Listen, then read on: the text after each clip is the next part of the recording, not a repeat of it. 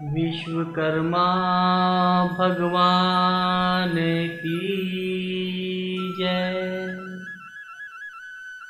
बोलिए सनातन धर्म की जय। शौनकादिक ऋषि कहते हैं, हे सूत जी महाराज, कथा में बड़ा आनंद आ रहा है, आप कथा निरंतर रखिए। सूत जी कहते हैं, आपका कथा प्रेम देखकर मुझे भी कथा सुनाने का बड़ा ही आनंद आ रहा है। आप आगे कथा श्रवण करिए कि कैसे आगे के काल में, आगे भविष्य में किस प्रकार से विश्वकर्मा समाज की उत्पत्ति होगी और कैसे उनका वंश चलेगा। इसकी कथा श्रवण करिए। ब्रह्मा जी के 10 मानस पुत्र हैं, उनमें जो द्वितीय नंबर के पुत्र हैं, जो मुख से प्रकट हुए हैं, उनका नाम अंगिरा है। उनके वंश में भगवान विश्वकर्मा का प्राकट्य हुआ है। अंगिरा ऋषि का विवाह अतिरूपा नाम की देवी से हुआ, लेकिन बहुत समय निकलने के बाद भी उनके कोई संतान नहीं थी। इससे वह बहुत चिंतित रहने लगे।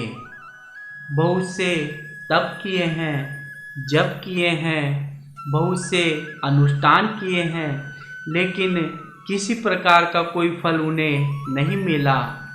अंगिरा ऋषि इससे बहुत दुखी और चिंतित रहने लगे। एक समय की बात है, अंगिरा ऋषि चिंतित अवस्था में बहुत उदास और सोच में कहीं बैठे थे। उसी समय उधर से एक तपस्वी निकले।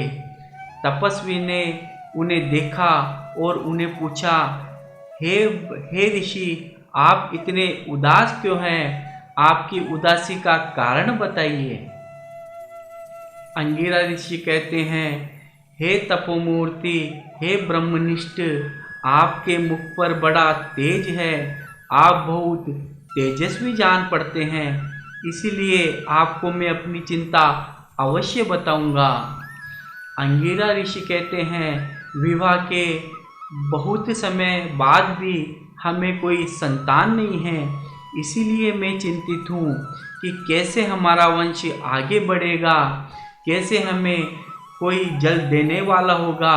इसी चिंता में मैं बैठा हूँ। ब्रह्म ऋषि कहते हैं, तपोमूर्ति कहते हैं, आप चिंता न करिए, इसका उपाय है मेरे पास।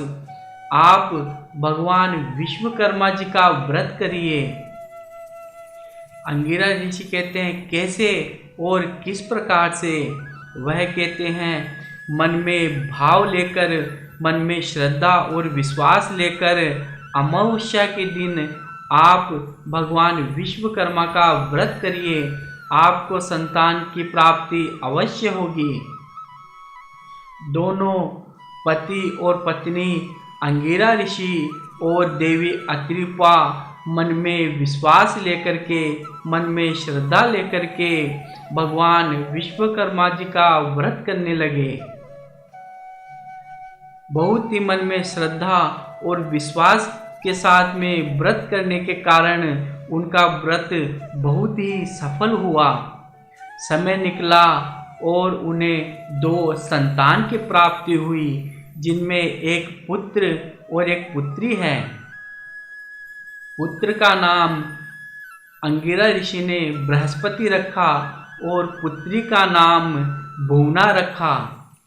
इस भुवना को सब प्रेम से अंगिरस भी कहते थे।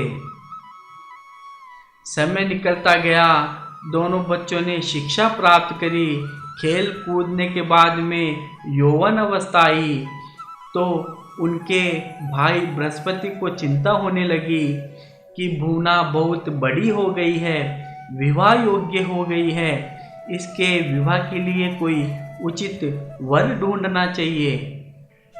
वह पृथ्वीलोक पर घूमे, लेकिन कोई उचित वर उन्हें नहीं मिला। इसी चिंता के कारण वह अंगिरा ऋषि अपने पिता के पास गए और कहा, हे पिताजी, हे पिताजी, भूना अब शादी के योग्य हो गई है, उसका विवाह करना है। लेकिन मैंने पृथ्वीलोक पर बहुत ढूंढा, लेकिन कोई सुयोग्य वर मुझे नहीं मिल रहा है। अब आप ही बताइए, मैं क्या करूं? अंगिरा ऋषि कहते हैं, तुम चिंता ना करो, तुम अपने पितामह दादा ब्रह्मा के पास जाओ। उन्होंने सृष्टि की रचना करी है, वह इसका उपाय तुम्हें जरूर बताएंगे। बृहस्पति जी अपने दादा ब्रह्मा जी के पास गए और कहा, हे पितामह, मेरी ऐसी चिंता है, अब आप इसका उपाय बताइए। ब्रह्मा जी कहते हैं, तुम चिंता ना करो, मुझसे उत्पन्न धर्म है, धर्म के 8 पुत्र हैं, जिन्हें सब प्रेम से 8 वसु भी कहते हैं। उनके जो 8वें पुत्र हैं प्रभास वसु, जो वास्तु के बहुत ही अच्छे जानकार हैं, उनसे तुम भूना का विवाह करो। इसी प्रकार से भगवान प्रभास वसु वास्तु के साथ में भूना का विवाह संपन्न हुआ। अब क्या होता है देखिए, बड़ी ही सुंदर कथा है। प्रभास वसु जो वास्तु के बहुत जानकार हैं, वह भूना को भगवान विश्वकर्मा जी की कथा सुनाते हैं कि हमने जितना भी जो कार्य सीखा है, जितने भी वस्तु के निर्माण सीखे हैं, जितनी भी कारीगरी सीखी है, जितनी भी सुंदर सुंदर कलाकृतियाँ सीखी है, वह सब भगवान विश्वकर्मा जी की ही देन है। तो भूना के मन में आया कि मुझे भी ऐसी ही संतान मिले। नहीं नहीं, ऐसी ही संतान नहीं, मुझे तो भगवान विश्वकर्मा ही संतान के रूप में मिले। इस प्रकार का प्रण भूना ने लिया। प्रभास वसु कहते हैं, अरे वह तो विराट विश्वकर्मा है, वह तुम्हारे पुत्र कैसे बनेंगे? तो कहा, मैं पुत्र प्राप्ति के लिए तप करूंगी। तो भूना ने भगवान विश्वकर्मा का बहुत तप किया। उसी तप के प्रभाव से विश्वकर्मा भगवान प्रकट हुए और उन्हें स्वयं उनके गर्भ के द्वारा संतान के रूप में आने का वचन दिया। देखिए, बड़ा ही सुंदर संयोग है। भगवान विश्वकर्मा जी की जो जन्म की तिथि है वह आ चुकी है, बहुत सुंदर तिथि है। भाद्र शुक्ल पक्ष पंचमी के दिन भगवान विश्वकर्मा का प्राकट्य हुआ है। ध्यान से सुनिए, भाद्र शुक्ल पक्ष पंचमी के दिन भगवान विश्वकर्मा ने जन्म लिया है। जन्म लेते ही क्या देखते हैं, उनके 5 मुख हैं और 4 हाथ हैं। एक हाथ में उनके औजार है, एक में कमंडल है, एक हाथ में उनके वेद हैं और एक में जो अस्त्र शस्त्र हैं। उन्हें देखकर सभी के मन में विचार आने लगा, यह तो बड़ा ही दुर्लभ बालक है, बहुत ही सुंदर बालक है, यह तो कोई देवता ही लग रहे हैं। लेकिन यह भूना को पता था कि यह तो साक्षात विश्वकर्मा जी ही मेरे गर्भ में आए हैं, उन्होंने ही अवतार लिया है। उसी समय सभी देवताओं ने भगवान विश्वकर्मा जी का नामकरण भी किया है। हे विश्वकर्मा जी, आप सर्व सृष्टि का निर्माण करने वाले हैं, इसलिए आपका नाम विश्वकर्मा है।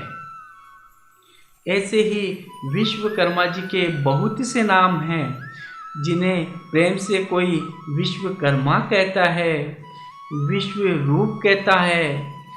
ऐसे बहुत से नाम विश्वकर्मा जी के हैं। उसी समय भगवान ब्रह्मा जी आते हैं और कहते हैं, हे विश्वकर्मा जी, अब बहुत समय आपको हो चुका है, अब आप पृथ्वी पर जाइए और महाराज पृथु को दर्शन दीजिए, वह आपकी बहुत भीषण तपस्या कर रहे हैं, और जाकर के पृथ्वी का पूर्ण निर्माण करिए, पूर्ण संरचना करिए। ऐसा सुनकर भगवान विश्वकर्मा प्रथम बार पृथ्वी पर अवतरित हुए हैं। पृथ्वी पर अवतरित होने की तिथि है माघ शुक्ल पक्ष त्रयोदशी, जिसे हम तेरस भी कहते हैं।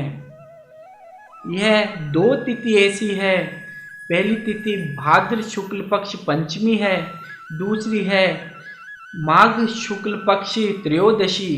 यह दोनों ही दिन अभी के विश्वकर्मा समाज जो है उनके जन्म के रूप में मनाते हैं। भगवान विश्वकर्मा पहली बार माघ शुक्ल पक्ष त्रयोदशी के दिन पृथ्वी पर अवतरित हुए हैं और कहा, हे पृथु महाराज, मैं आपकी तपस्या से प्रसन्न हूँ, आप मुझे कोई आपकी मनोकामना बताइए। भगवान पृथु कहते हैं, हे प्रभु, इस धरती में बहुत से अन्न और धन है, उसे प्राप्त करना चाहता हूँ और प्रजा के कार्य में लगाना चाहता हूँ, इसलिए आप धरती को इस योग्य बना दीजिए। भगवान विश्वकर्मा ने सभी तरह का नाप लिया है, पहाड़ों को छोड़ दिया, जंगलों को छोड़ दिया, नदियों को छोड़ दिया और पृथ्वी का नाप लिया है।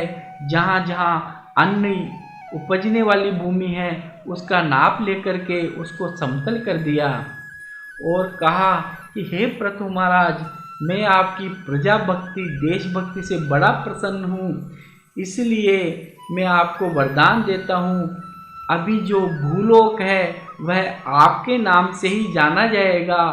आज से यह भूलोक पृथ्वी लोक के नाम से जाना और पहचाना जाएगा और विख्यात होगा। बोलो पृथ्वी मैया की जय। और हाँ, आपके इसी प्रजा प्रेम के कारण मैं आपको मेरे 5 पुत्र देता हूँ, जो कि आपकी प्रजा को तरह तरह की शिल्प विद्या में पारंगत करेंगे। उसी समय भगवान विश्वकर्मा के 5 मुख से 5 देवता प्रकट हुए। इन्हीं देवताओं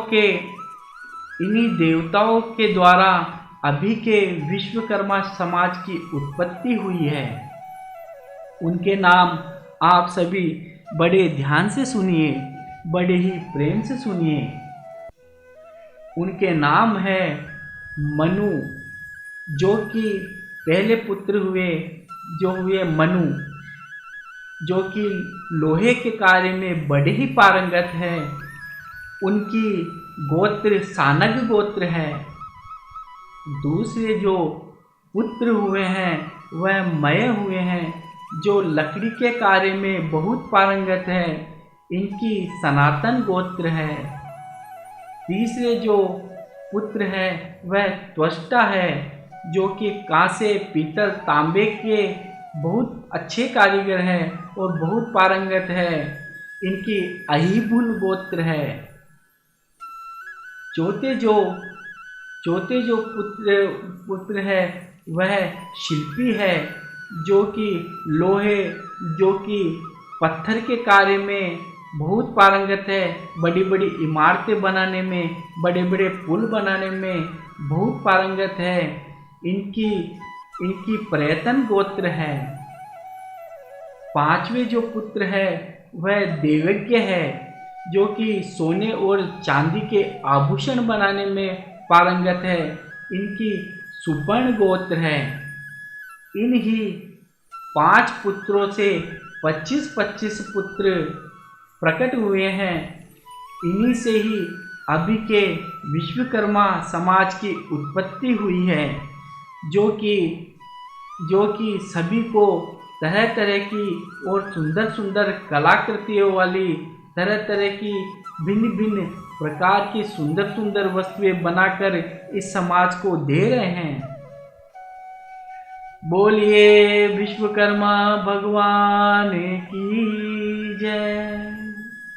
हमें विश्वकर्मा भगवान का बहुत आभार करना चाहिए कि जिन्होंने हमको कर्मशील बनाया और कमाने योग्य बनाया और तरह तरह की भिन्न भिन्न प्रकार की कलाकृतियाँ, भिन्न भिन्न प्रकार की आकृतियाँ, सुंदर सुंदर वस्तुएं बनाकर हमारे समाज को दी और सभी को शिक्षित किया, सुव्यवस्थित किया।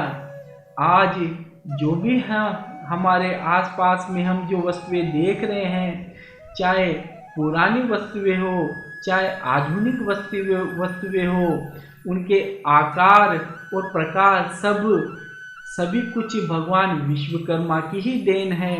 इसलिए हमें विश्वकर्मा भगवान का आभार करना चाहिए और उनका दर्शन करना चाहिए और उनकी स्तुति करनी चाहिए। बोलिए विश्वकर्मा भगवान की जय। बोलिए विश्वकर्मा भगवान की जय। आपसे पूर्ण निवेदन है कि इस चैनल को सब्सक्राइब करें, नोटिफिकेशन का बटन ज़रूर दबाएं और सभी मित्रों में और भक्तों में इस चैनल को ज़रूर शेयर करें, ताकि सभी भक्तों को इस चैनल के माध्यम से श्री भक्तमाल जी की कथा सुनने का अवसर प्राप्त हो सके। राधे राधे, राधे राधे, राधे राधे।